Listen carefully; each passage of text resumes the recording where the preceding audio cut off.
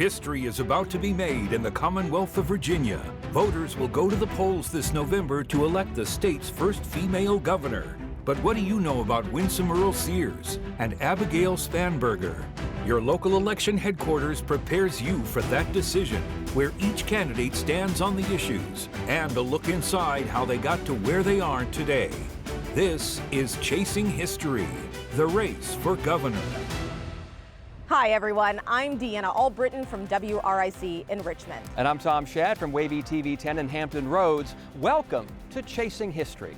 Over the next hour, we'll be talking with the candidates running for governor here in Virginia, not just on policy, but on a personal level, a very personal level. And we begin with the current Lieutenant Governor, Winsome Earle-Sears. She is the Republican nominee for governor, and we recently caught up with her at the VFW post in McLean in Northern Virginia. I'm here at the VFW post in McLean, Virginia with Lieutenant Governor Winsome Earle-Sears, the Republican nominee for governor. Thank you for joining us, Lieutenant Governor Sears. Thank you for having me. Yes. This is wonderful. Why did you choose this particular venue for your interview with us? Well, you know, I am a Marine, and you know what they say, once a Marine, always a Marine, Mm-hmm. and these are my people, and you know, we know each other. Those of us who've served in the military, we have this certain camaraderie where everybody knows what it feels like to, you know, you just walk into a room and you've never met them before, but we instantly understand what everybody is suffering, because that's generally what it is. And, or, you know, the good things that we can talk about. It's just family. And so that's why when I left the Marine Corps, I felt like I left family behind. It was very traumatic for me.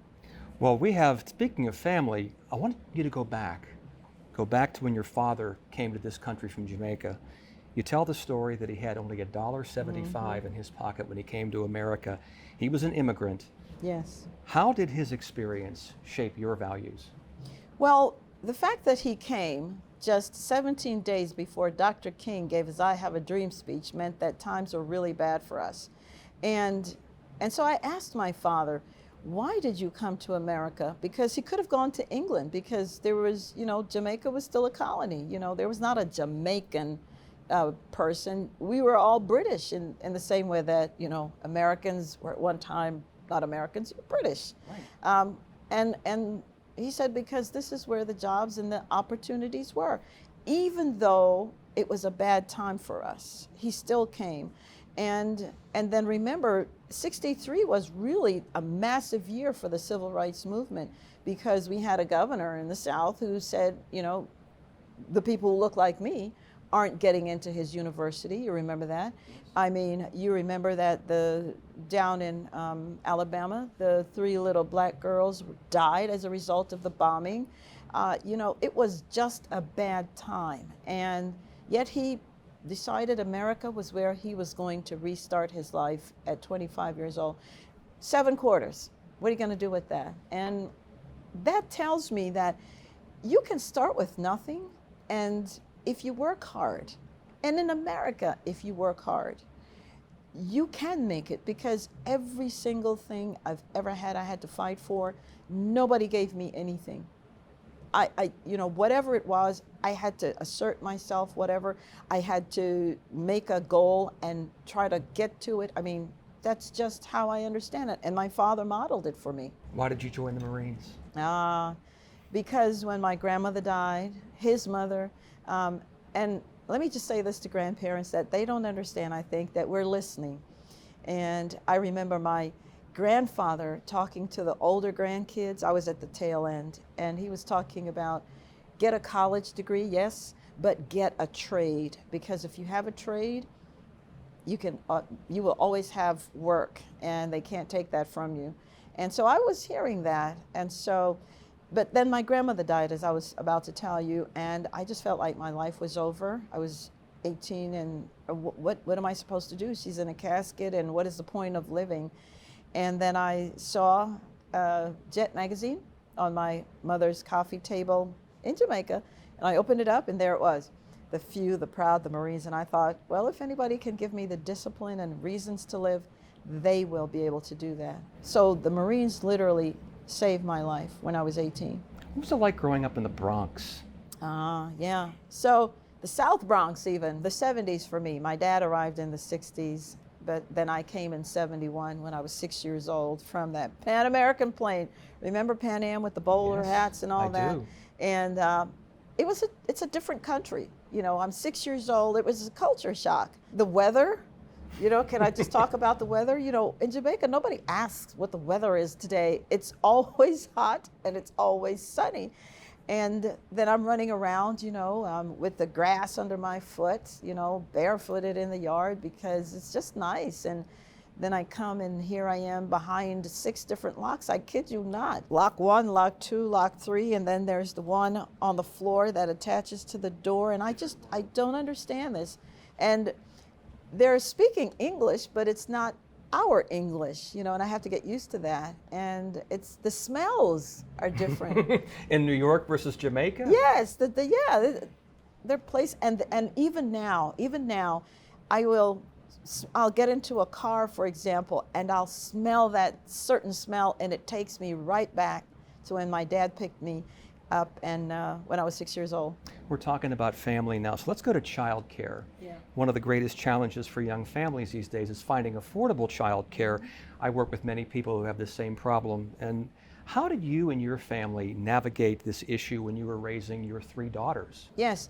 So, you know, when I started college, I had 3 children under 5.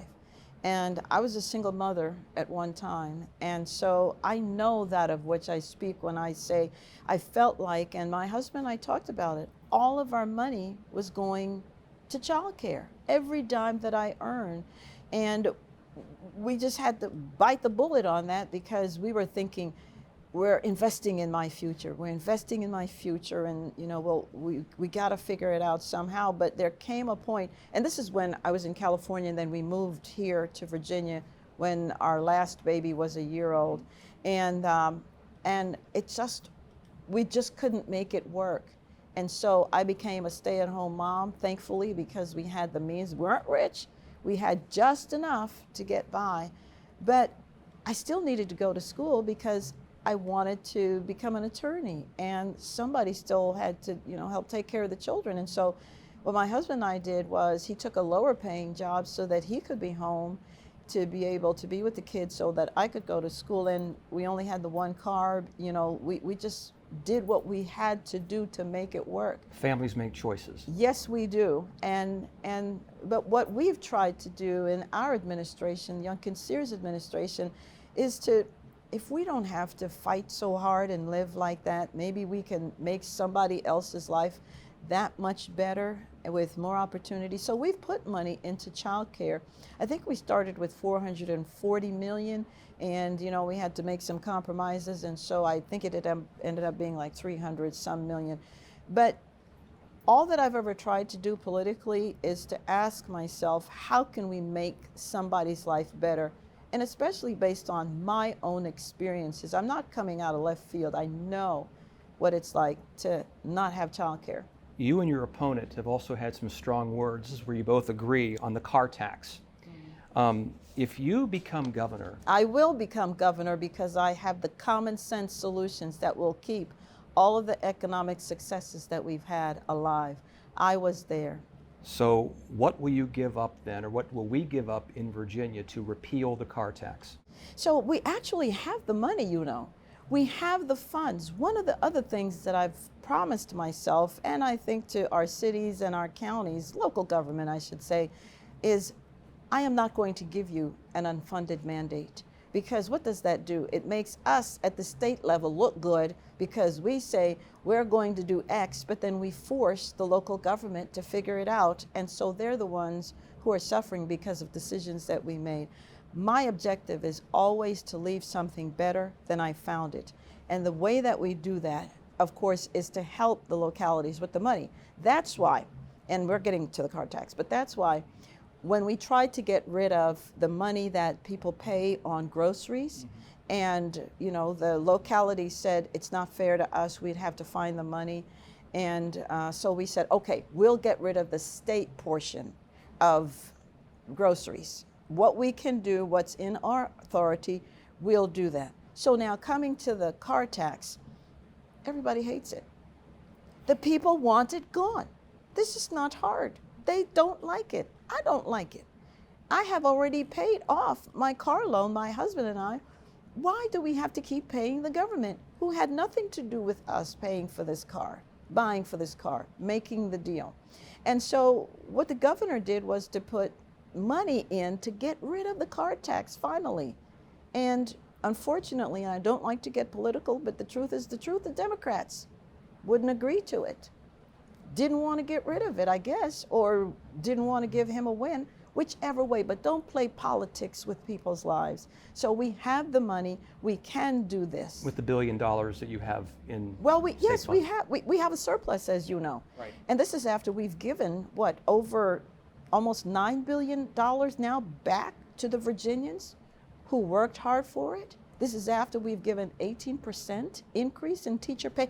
Unheard of, by the way. Normally it's a 2%, 3%, 18%. This is after we've fully funded just about our rainy day fund, as well as our, and it just escaped me, our rainy day fund and ready reserve fund. Those are our two savings accounts. And we still maintain our AAA bond rating and so much other things that we've done. After the break, Winsome Earle-Sears discusses her thoughts on the future of education in Virginia and how she dealt with a very difficult personal tragedy in her life. That's when Chasing History continues.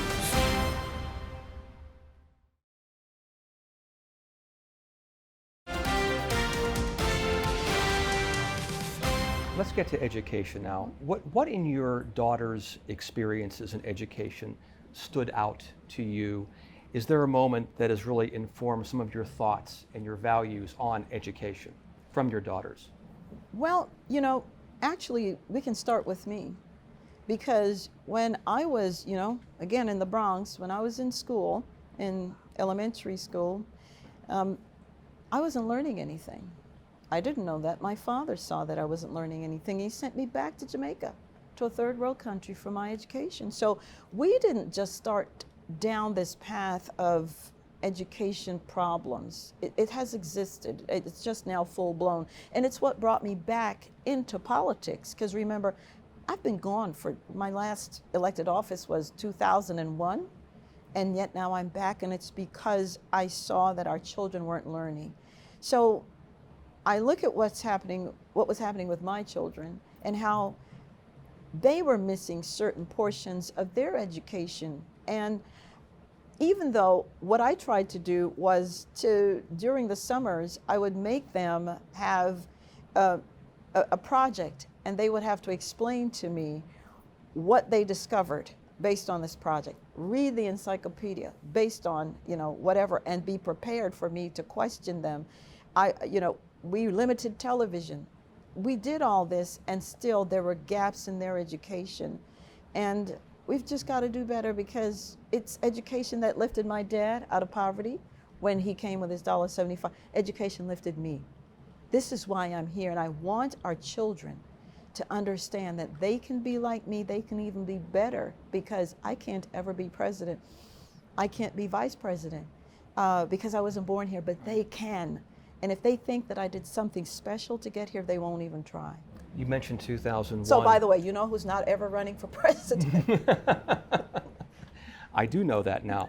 But of course I knew that since you weren't born in the United States. So, well, why did you get into politics when it looked like the odds were stacked against you in your first run for the General Assembly? Back in 2001, you were a great underdog. Yes. And you made the decision, I'm going to get into this and I'm going to go for it. Well, I felt that I was called. You know, I've always said that I'm a Christian first and a Republican second. And when I know that there is a higher power greater than myself who keeps me in check, you know, tells me that pride you have, etc., those sorts of things. And if you see someone who needs help, don't tell them go down to social services. You help them, you know. You feed them, you clothe them, and it's kind of why Bear each other's burdens. That's why I ran a women's homeless shelter, and I also had a men's prison ministry. You know, I'm trying to change a life. And I remember I would have a Bible study that I would go to on Mondays, and then I would leave it and go to the soup kitchen, and because I was always fully dressed in heels, you know, there I was, mopping the floors in heels, but just to let people know that somebody cares. So this was no different. It's just political. But it's service. Isn't that what politics is supposed to be? Serving the people? And nobody had ever asked me how I, felt about anything. Nobody asked my opinion about policy. The Republicans never came, yes, and the Democrats never came. And I guess the Republicans never came because they thought, well, she's not ever going to vote for us. And the Democrats never came because I guess they figured she's black. We already have her. This is not what America needs. America needs to know that you must come and ask the people that you want to serve, what do they think? What do they want? What is the policy? Hence my car tax.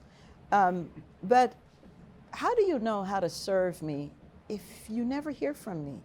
If you act as if I don't exist? No. It's the other way around. You represent us. You come and talk to us, which is why when I was elected, my first time, I went with the 2 budget books down to one of my housing, areas, public housing. Mm-hmm. And the mothers came with the babies, and we talked about it. And we didn't have a whiteboard, we had a chalkboard.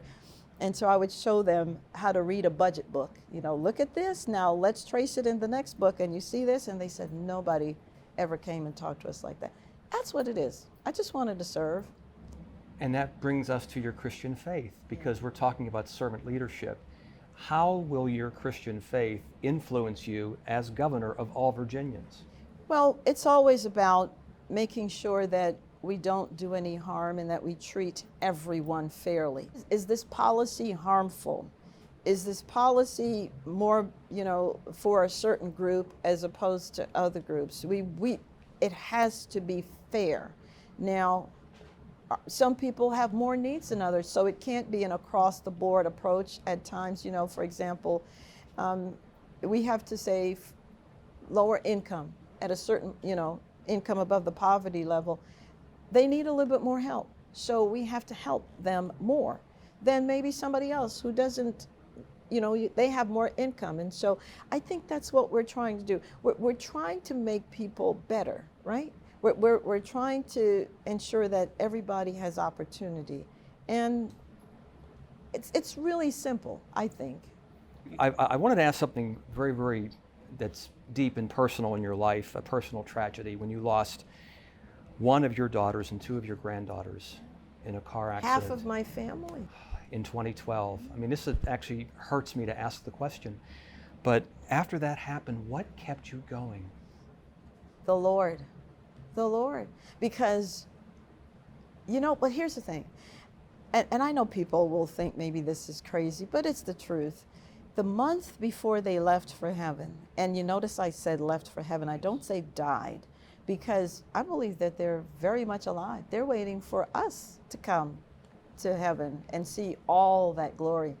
So the month before they left, Faith, the youngest granddaughter, she's 5, and she would say, Grandma, Jesus is going to give us a big house, a really big house. And I said, yes, Faith, I know.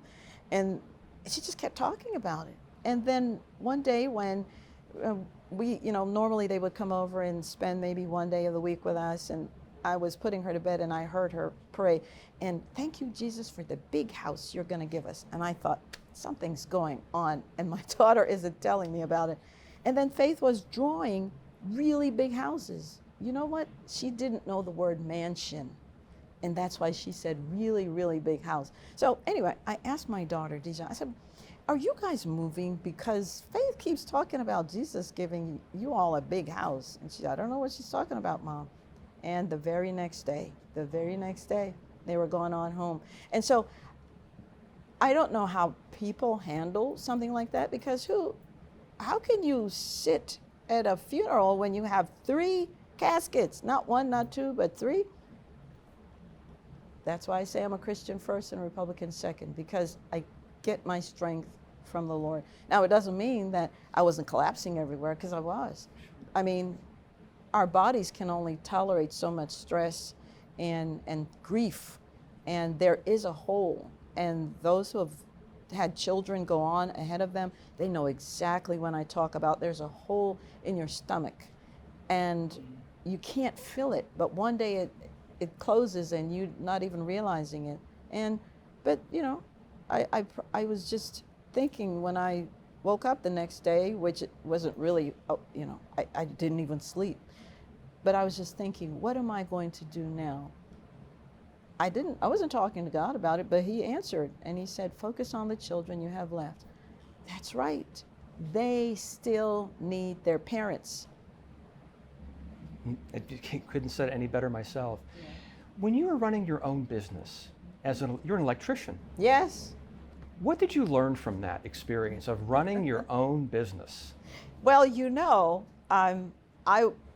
I became an electrician because of what my grandfather said about the trades. You know, remember I started telling you that story. So in the Marine Corps, I was a journeyman electrician and a diesel mechanic. So I like to say you could smell me before you saw me.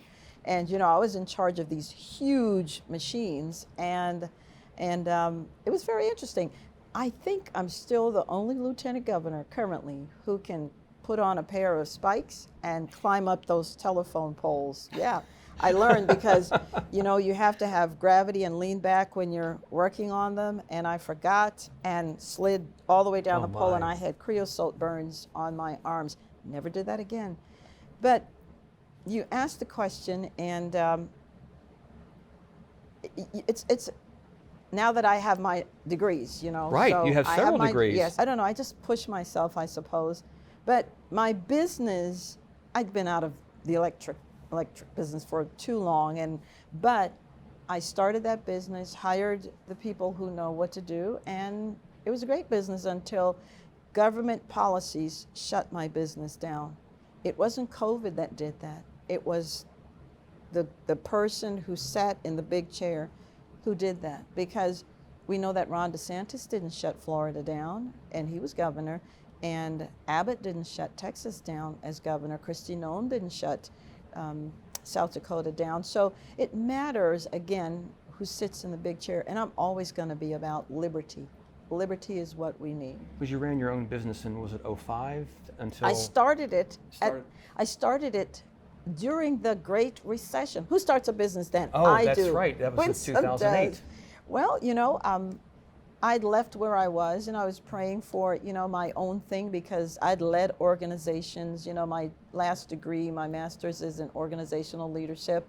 And it seems that my gift is to go into wherever there's some kind of, not chaos necessarily, but in need of organizing, and I fix it up and move on. I said, Lord, I want my own thing now. And that's what he gave me, you know. And we did very, very well. I had, including myself, 6 employees, 3 trucks. I started with nothing, and we made it a go. We did very well until government policies. See, government policies again. So I know that of which I speak. We've got to get rid of regulation. We got rid of about 80,000 now, and there's still plenty to go. They're job-killing regulations, and we need job creators to continue to come to Virginia. If I could finish with this, and if people say, well, what do we really, you know about her policies? How she? 3 things. If you take nothing away else from this, are the children learning? Will it help the children learn? Number 2, are we going to be safe and secure? Yes. And number 3, will this create jobs? Those 3. I think everything else will fit under that umbrella. Lieutenant Governor Winsome Earle-Sears, thank you for taking the time to speak with us today. Much more still to come on Chasing History. After the break, we'll go one-on-one with the Democratic nominee for governor, former Congresswoman Abigail Spanberger. Stay with us.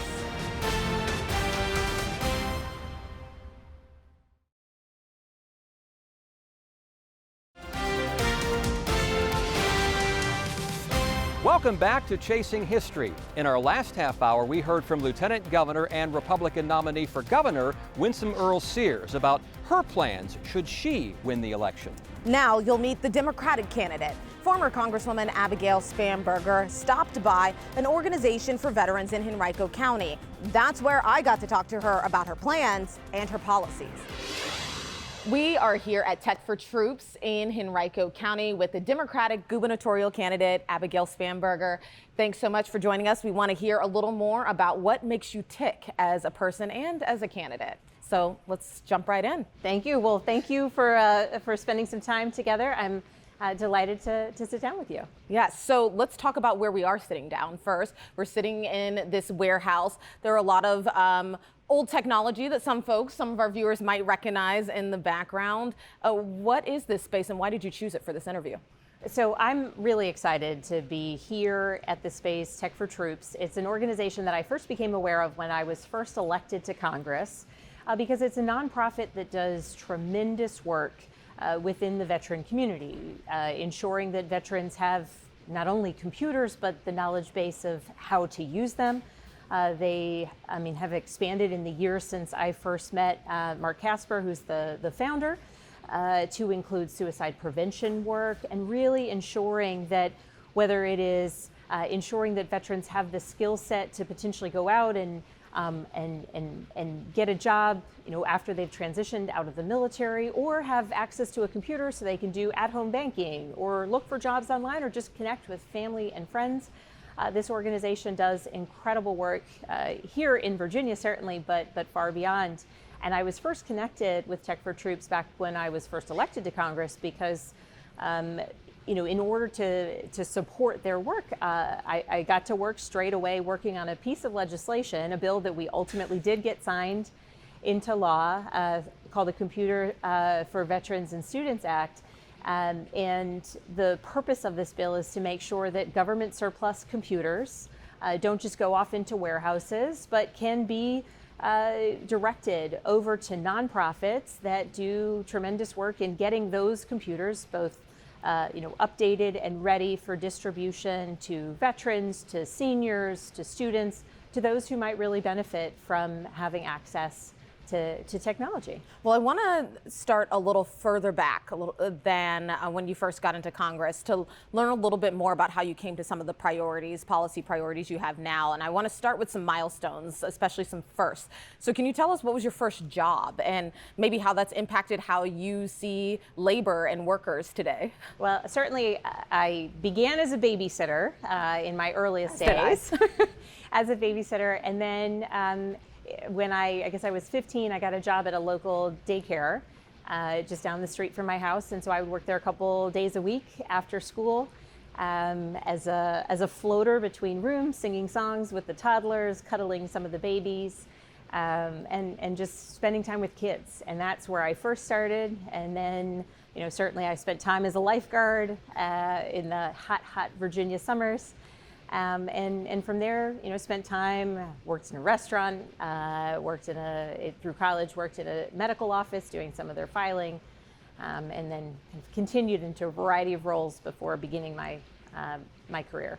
And so how do you feel like the variety of roles, what experience did they give you that has informed some of the priorities you have today, do you think? Well, I think starting certainly as a babysitter, but ultimately in a daycare, the recognition of how important our kids are. I'm also a mother. I have 3 daughters. They're now 11, 14, and 16. And so to be able to think back on what it was like when I was a 15-year-old and, I was in those rooms with the daycare teacher when parents would come in after their workday and they were excited to hear what their kids had learned or done or the art that they had, some of those memories are very strong for me about the way that that even as a young person, I was kind of part of trying to make sure that kids were not only safe, but that they were drawing beautiful pictures or singing fun songs and really kind of exploring so much. And I loved reading to kids. That in the afternoons I would spend time reading to them, particularly as some of the daycare teachers were doing some of the end of the day tidying or filling out those sheets so that parents knew what their kids had worked on. And I think I've always loved kids. I've always loved kind of thinking through how do you make sure that kids have, all of the resources and supports that they need. And so I think while I certainly pursued a career kind of in a very different space as a law enforcement officer and then ultimately as a CIA officer before entering politics. Some of my fondest, earliest working memories are being able to work in a small community setting with kids. In today's, I could say, challenging environment for childcare and affordability for families, do you think and call back to those experiences when you're working on that issue?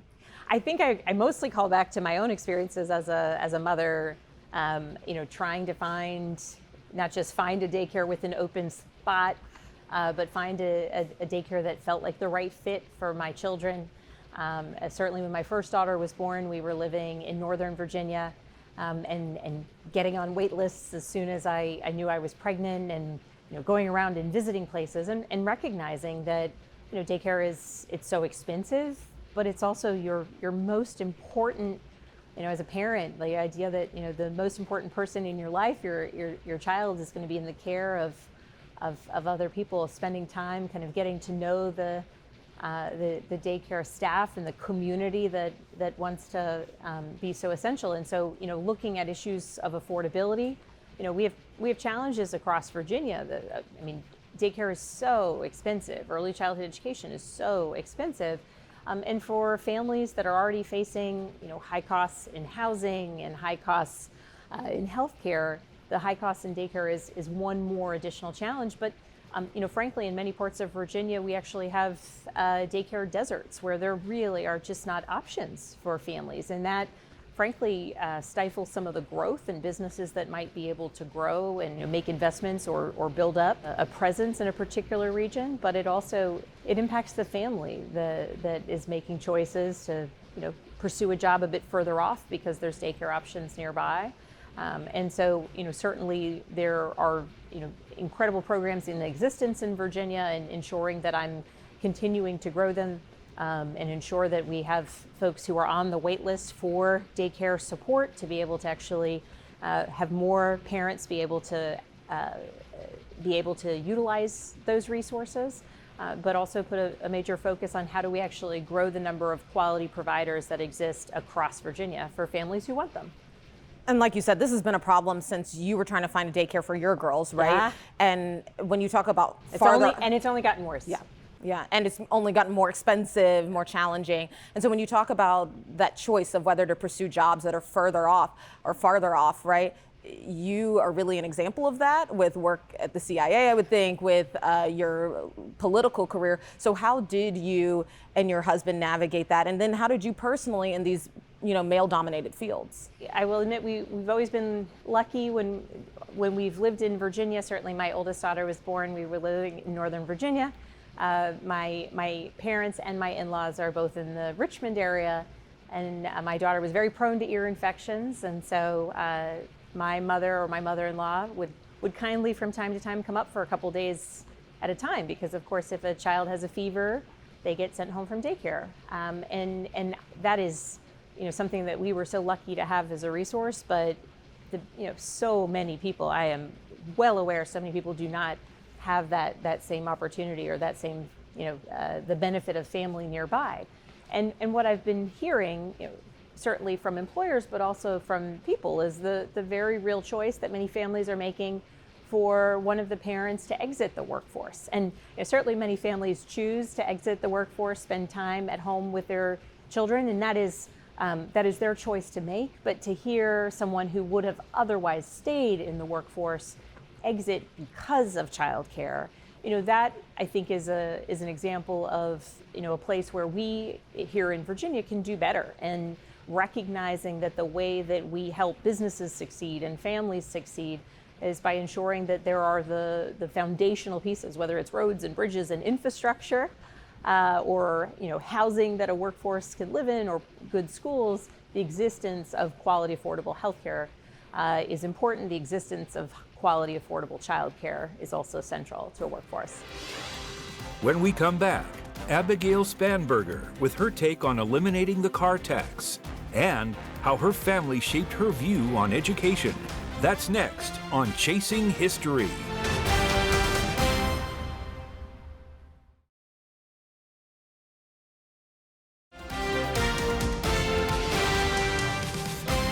You've talked about all the costs that families are facing. There's one cost I want to ask you about that's another first. When did you get your first car tax bill? And what did you think when you received it? So I'm on maybe on the flip side of other people. I've always known the car tax as a Virginian. It was, frankly, when we lived out of state that I realized other places don't have a car tax, that I realized that the sort of most hated tax in all of Virginia is actually not something that's just kind of an accepted practice elsewhere. So I long been aware of the car tax, got my first one, I suppose, when I had the first vehicle that I would have owned, which is when I started, went off to college. Yeah. Your eyes are wide. Well, it's funny because so my husband wrote a paper in high school about the car tax and how terrible it is and the sort of unique element of Virginia tax law.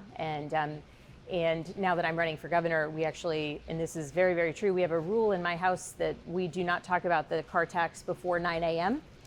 Because my husband is a bright-eyed early morning person, and there's been times where, you know, I'm making a cup of coffee at 6 a.m.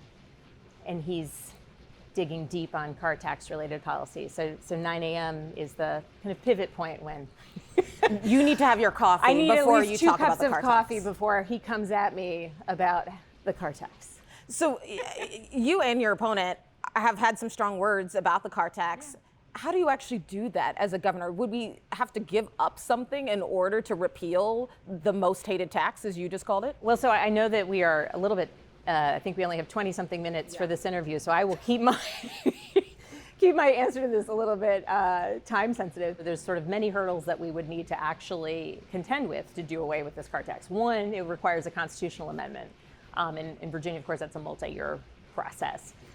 Two, the car tax is actually, as much as we hate it as Virginians, it's a vital way that localities bring in revenue. And in fact, some years back, when we saw a former governor work to get rid of the car tax, in fact, what that administration did was actually just funnel state money to localities to replace a portion of what we as citizens have to pay. And so it didn't go away. It maintains its importance to localities as a way of bringing in revenue, and the revenue that localities have far more flexibility in creating.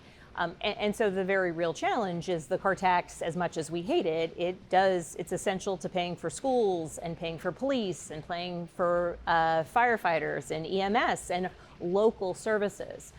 And so in order to be able to eliminate the car tax, we need to, one, have that constitutional amendment, but importantly, ensure that our localities are still able to pay for those essential services, and that we are able to ensure that you know, the revenue lost from the car tax is something that localities would be able to have access to some other way. So I'll work with anyone, Democrats, Republicans, legislators, or otherwise, who have you know, proposals, and certainly I'm digging into all of the different ways that we could potentially ensure that we're not hurting our ability to pay for first responders and to fund our public schools and fund our police departments.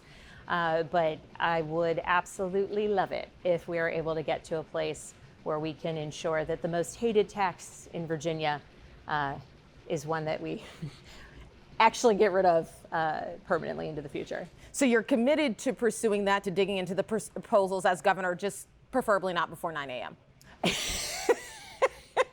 Well, if I'm at the office, I'm often at the office before 9 a.m. Okay. So if I'm at the office, one can assume that I'm usually on my second cup of coffee, and it's fine. But at my home, not before 9 a.m. Okay, that seems fair. So you mentioned schools and funding schools, and so I'd like to pivot there. In your experience as a mother, of these 3 girls, elementary, middle, and high school, although a rising freshman, right? So soon to have 2 high schoolers. What in your daughter's experiences in education has stood out to you? Is there a moment that stood out to you that has really informed some of your thoughts on education? My mother-in-law is also a career English teacher. She's worked in a couple different counties, but the vast majority of her time was spent in Henrico County as an English teacher. So I always have the perspective as well as of hearing her stories about her time in the classroom, and frankly along the way meeting people who knew her as a teacher. So hearing stories of the way that my mother-in-law as an English teacher impacted people's lives, I think is, continues to inspire me about the impact that I know teachers can have. And of course, I have my own teachers who I know changed my life. But as a mother, I would say the important way that teachers have helped me ensure that I know that my kids are getting what they need. Helping as one of my daughters was a little bit behind where she needed to be in reading, reaching out to her teacher who was working tirelessly to get her up to level, but saying, what do you recommend? And she recommended a book series that she knew my daughter would love. And I'm not up on the newest kind of elementary school book series that might trigger that level of excitement that can help my daughter feel confident while she practices. And so the way my children's teachers have been helpful to me as a parent, to my husband as a parent, but importantly, I've also seen some of my kids' most beloved teachers exit the teaching workforce. One of my daughters, her absolute favorite teacher, who was like an inspiration to her. She thought this teacher was, just the coolest, most exciting person. That teacher married to another teacher. They decided that one of them would stay in education and the other spouse would exit. And unfortunately, it was my daughter's beloved teacher, who exited the workforce. And so as I look towards what I will do as governor, I want to ensure that someone who chooses to pursue a next career, that's their choice. But I don't ever want someone who's devoted and an unbelievably good educator to essentially choose to exit a profession that they love and that they are good at because they want to be able to afford to buy a house in the community that is theirs. And because the reality is that times are just getting tougher and tougher, and ensuring that one, whether it's a function of paying our teachers more, or recognizing the challenges that they face, as my experiences as a parent, and having seen some teachers who my kids have loved exit the workforce is something that I've taken note of. So is teacher pay the avenue that you really primarily would pursue or focus on as governor? Because we went into last school year with hundreds more teacher vacancies than we had the previous years. So teacher pay is certainly an element of retaining teachers. As many teachers will tell me, they never went into teaching because they thought it would be a lucrative path, but they went into teaching because they love it, and to be able to earn a competitive salary, at least competitive with neighboring regions and neighboring states, is important. But when it comes to the shortage of teachers that we're seeing in classrooms, there's really good evidence, and in fact, specific to Virginia, there's a JLARC study. There's really good evidence of the types of teacher training programs that really ensure that our teachers are set up for success when they enter the classroom. There's an example of a program in Virginia, the RTR program, which is a teacher residency program where you can earn your degree while teaching in a classroom with a mentor teacher. And for the years that program has been in place, we know that teachers who enter those classrooms, they stay longer, they know they're set up for success, they've seen or experienced kind of all of the challenges of a classroom during that mentorship time. And then we know, and I've spoken to many who've participated in the program, that those who serve in that mentor role also are able to further develop their skills and really, kind of fall back in love with teaching, but in doing so know that they're part of building up that next generation of educators. So, teacher residency programs, the types of teacher training that the state pursues, certainly not just salaries, but also ensuring that the support staff in a school is sufficient to ensure that teachers aren't tasked with doing everything, that the support staff is there so that they can do the teaching in the classroom and the support staff is around to be a part of that school community. There are many priorities, and those are just a couple that overall I think would have a positive impact on our ability to both recruit and retain teachers in Virginia. Okay. We just have a couple of minutes, so I want to get to people who are not choosing to leave their jobs, particularly federal jobs. We have a recent Supreme Court decision that allows the Trump administration to really move forward with a lot of the cuts they're making. What do you do as governor in a state that depends on federal employees so much? Well, I think for starters, we need a governor who is going to stand up to the administration and make clear that the impact of these firings is severe, certainly for the individuals who've lost their job, but for the greater economy. These are hardworking Virginians. We have more than 320,000 federal employees who live in Virginia, who've devoted themselves to service to country. And when they are losing their jobs, it's an impact on them, on their family, but also on Virginia and on those who might be utilizing the resources or the kind of the benefiting from the job that they do. A perfect example, I was in Blacksburg and I spoke with a gentleman who's a veteran, and he said that he has deeply worried about the cuts that he's seen. He's seen nurses fired from the VA and brought back to the VA, and he worries about what that means for the care that he and his fellow veterans are receiving. He's also deeply concerned about what it means for those who have lost their jobs and, in many cases been brought back when it comes to those healthcare roles. But I've also heard from restaurant owners and small business owners, particularly in Hampton Roads and Northern Virginia, where now they're seeing an impact on their businesses because the clientele that used to take the family out to dinner on Friday, they're not coming.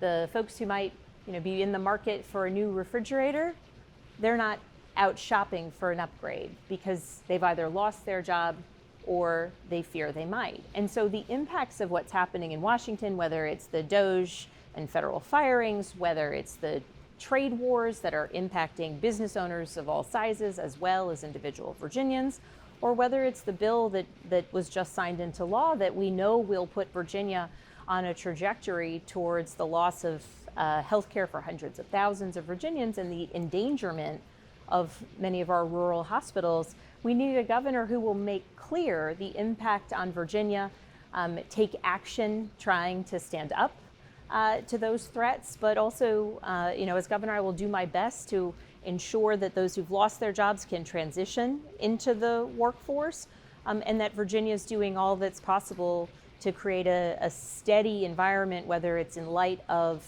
the federal firings, the trade wars, or the threats and cuts to healthcare. All right. Well, thank you so much. I appreciate you taking the time to speak with us. Thank you so much. I appreciate it. Thanks again to both candidates for taking the time to sit down and talk with us. Quick reminder, early voting begins September 19th and Election Day is November the 4th. And also remember, it's your right to decide who will make history here in Virginia. Thanks for watching.